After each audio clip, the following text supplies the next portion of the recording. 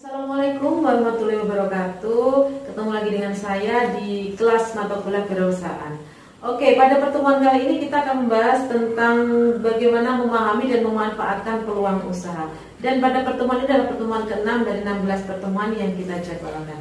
Oke, sebelum kita masuk ke materi, saya akan bacakan indikator yang akan kita lakukan agar capaian pembelajaran pada pertemuan 6 ini tercapai. Yang pertama, yaitu mendeskripsikan peluang usaha atau bisnis. Yang kedua, mengidentifikasi sebab-sebab munculnya peluang usaha atau bisnis. Yang ketiga, menjelaskan perlunya mencari peluang usaha atau bisnis. Yang keempat, menjelaskan strategi menemukan peluang usaha. Dan yang terakhir adalah menjelaskan strategi memilih jenis usaha. Nah, itu tadi adalah 5 indikator yang akan kita capai pada pertemuan 6 ini. Selanjutnya, kita masuk ke materi pertama, yaitu pengertian peluang usaha atau bisnis. Sebelumnya, pasti teman-teman semuanya sudah mengetahui atau sering mendengar yang namanya peluang. Apakah peluang itu? Ya, peluang itu adalah kesempatan. Oke. Peluang itu hal yang bisa dipakai. Oke. Nah, di sini peluang itu bisa dijadikan sebagai kesempatan yang baik yang tepat untuk melakukan sesuatu. Nah, jadi kalau peluang usaha maka sesuatu kesempatan yang baik dan tepat untuk melakukan suatu usaha. Jadi itu tadi adalah pengertian dari peluang usaha. Untuk selanjutnya yaitu sebab-sebab munculnya peluang usaha. Sekarang kalau kita melihat peluang itu tidak tiap kali muncul, kesempatan itu tidak tiap kali bisa kita ketemukan.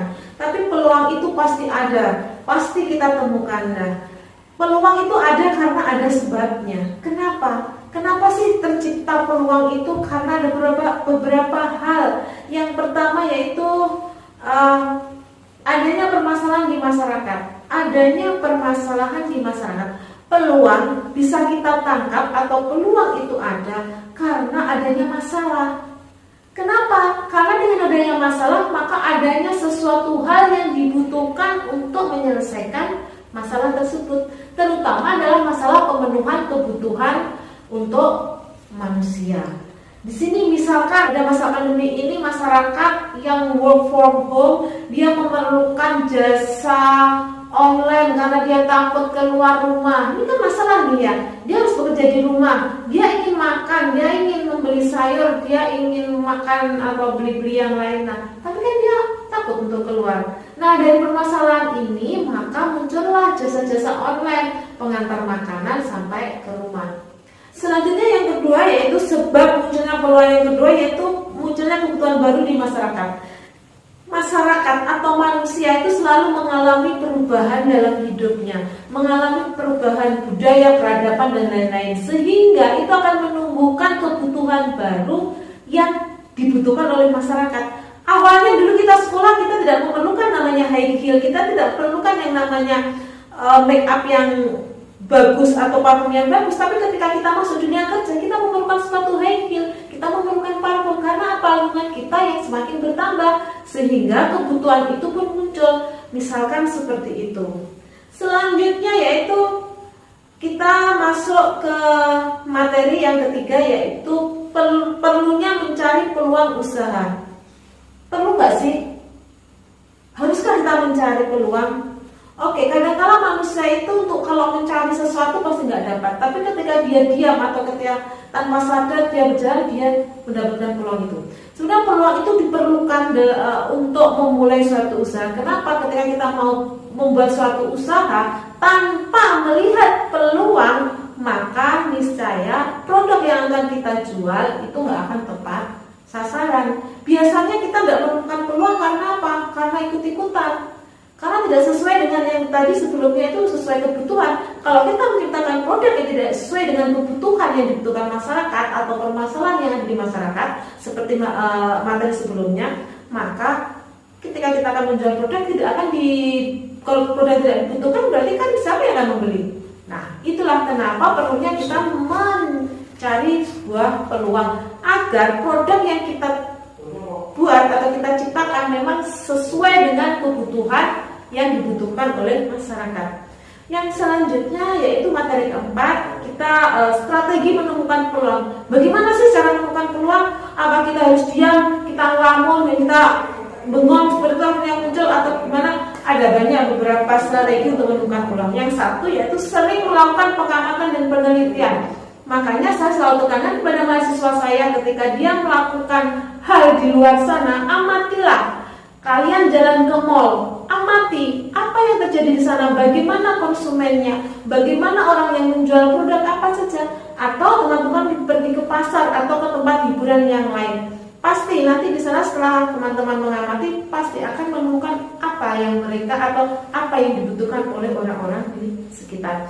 Yang kedua adalah sering membaca buku. Buku adalah jendela dunia. Kita bisa melihat apapun, kita bisa memperoleh informasi apapun dari membaca. Jadi bacalah buku-buku yang memang berkompeten atau memang fokus pada dunia wirausaha. Di situ akan banyak nanti setelah membaca ide-ide dari orang-orang yang terkenal, orang-orang sukses, itu akan menginspirasi teman-teman semuanya untuk menciptakan sebuah produk.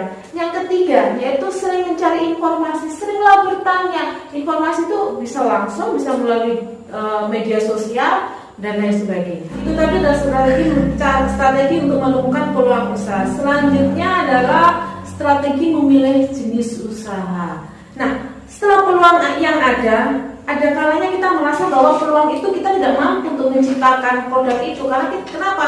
Kita tidak memiliki skill, kurangnya keterampilan kita. Nah, akhirnya kita harus atur lagi bagaimana strategi memilih jenis usaha yang memang sesuai dengan kita. Yang pertama yaitu pilih usaha yang merupakan hobi. Kenapa harus hobi? Karena apa? Kalau hobi, kita mengatakan sudah hobi, bahwa kita akan menyenangi hal itu kan. Kalau kita menyenangi hal itu, maka kita akan totalitas dalam mengerjakan itu. Makanya apa? Jenis usaha itu bisa diciptakan dari hobi. Teman-teman semua punya hobi apa? Memasak, silahkan membuat produk memasak. Hobi sepak bola, silakan menjual alat-alat peralatan sepak bola. Jadi banyak sekali sesuatu hal yang bisa kita jual dari apa yang kita senangi. Yang selanjutnya yaitu jangan memilih atau membuka usaha dalam skala besar. Yes, untuk startup atau pemula, kalian itu jangan bermain dengan hal-hal yang notabene adalah dalam skala besar. Misalkan langsung menciptakan pabrik lengkap dari mesin, tenaga kerja dan lain sebagainya. Jangan. Jadi mulailah sesuatu itu dari step by step, dari yang kecil. Kenapa harus seperti itu? Karena berwirausaha itu banyak sekali tantangannya, pasti ada sekali masalah. Dan dari masalah itu, seorang wirausahawan bisa mengevaluasi, jadi bisa menentukan langkah ke depannya. Jadi saya sarankan untuk jangan memilih atau membuka usaha itu langsung dalam skala yang besar. Jadi lakukan prosesnya dari yang kecil. Strategi selanjutnya yaitu memilih usaha tanpa modal. Ada nggak sih usaha tanpa modal? Ada. Usaha tanpa modal itu ketika kita menjualkan produk tanpa harus memproduksi barang. Istilahnya yaitu kita bisa menyetop barang tanpa harus membuat barang. Misalkan reseller, agen dan lain sebagainya. Di situ kapasitas kita hanya menjualkan, tapi kita akan diberi kebebasan untuk memperoleh laba. Strategi selanjutnya yaitu pilih bisnis waralaba. Kenapa harus waralaba? Karena waralaba kita tidak usah sulit-sulit memproduksi, kita tidak usah sulit mengatur manajemen dan lain sebagainya. Karena bisnis waralaba ini semua prosedur dan konsepnya sudah diatur oleh perusahaan induk. Dan biasanya perusahaan itu sudah perusahaan besar. Kita hanya menjalankan produk, menjual dan membeli. Dan itu cocok untuk para pemula yang ingin belajar berwirausaha. Nah, itu tadi teman-teman materi pada pertemuan ke-6 sudah saya jelaskan. Semoga pertemuan ke-6 ini teman-teman semuanya bisa memahami, bisa menganalisa dan juga nantinya bisa